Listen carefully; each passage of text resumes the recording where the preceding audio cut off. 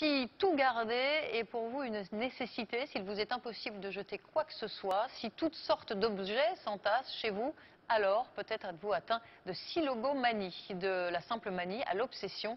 Elle est souvent le signe d'un grand besoin d'être rassuré. C'est le grand format de cette édition. Il est signé Lorraine Gublin et Daniel Lévy. Dans la vie, Brigitte Blanchet a un principe, ne jamais rien jeter.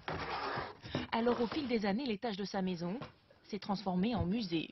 Alors c'est votre caverne d'Ali Baba ici, qu'est-ce qu'on trouve? Exactement, un peu de tout, des livres, des revues, des boîtes à chaussures pleines, des boîtes à chaussures vides.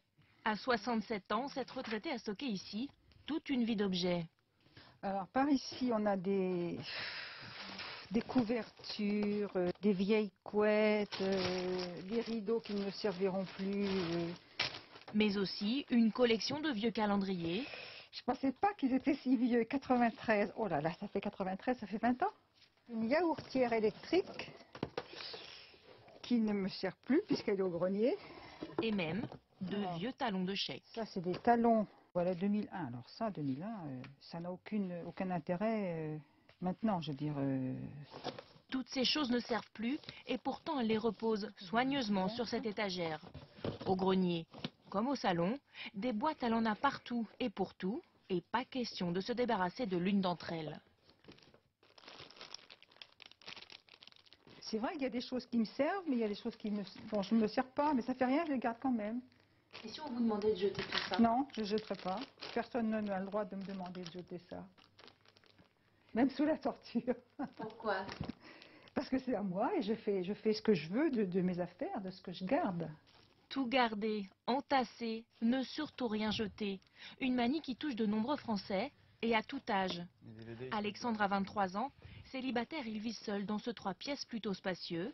Seul, mais entouré d'une montagne d'objets. À la cuisine, vous avez quelques canettes, on va dire. Canettes vides et briquets hors d'usage. Dans ses placards, des trouvailles pour le moins farfelues. Voilà, ça c'est une antenne télé. Donc j'ai pour projet d'en faire un instrument de musique. Mais bon. Vous pensez que ça aboutira? J'ai peur un jour, si je la jette, de regretter de l'avoir jetée. Clou de sa collection, cette Alors pièce. ici c'est la caverne d'Ali Baba. Alexandre y a rapatrié tous les objets de son enfance. Des jouets, stockés, des souvenirs de vacances, des cahiers. Tout est entassé, mais pas question de jeter la moindre babiole. Alexandre accumule et ça lui fait du bien.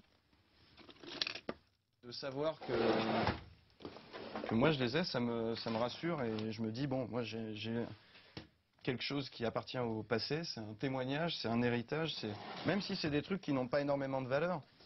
Mais quelle utilité peuvent avoir ces objets au fond d'un placard? Pour ce médecin, tout garder, c'est éviter de faire un choix. Ça je garde, ça je ne garde pas, comme ça crée des doutes. On a toujours l'idée qu'on peut avoir un remords après coup. Ah ben en fait je pourrais en avoir besoin, ou là ça me touche trop donc je ne peux pas m'en séparer. Donc ça correspond à une forme d'anxiété qui est pas loin des obsessions en fait. Ça peut créer une obsession ensuite d'y repenser tout le temps. Et pour se protéger, on préfère de dire on verra plus tard. Pour que l'obsession ne prenne pas trop de place, il faut parfois faire appel à un spécialiste. Comme Anouk Le Guillou, elle est coach en rangement. Il va falloir être ferme dans les choix. Aujourd'hui, elle vient en aide à cette mère de famille pour faire le vide dans ses placards. Soit on le réinstalle, soit on s'en débarrasse. Je vais laisser à ma fille le soin de la décision.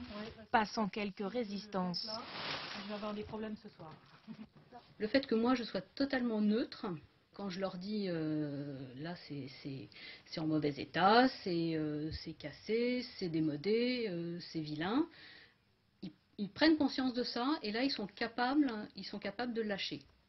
Un placard débarrassé en 2 heures, 100 € la prestation, mais une cliente soulagée. Je peux enfin mettre tout ce qui traînait dans le couloir dans le placard.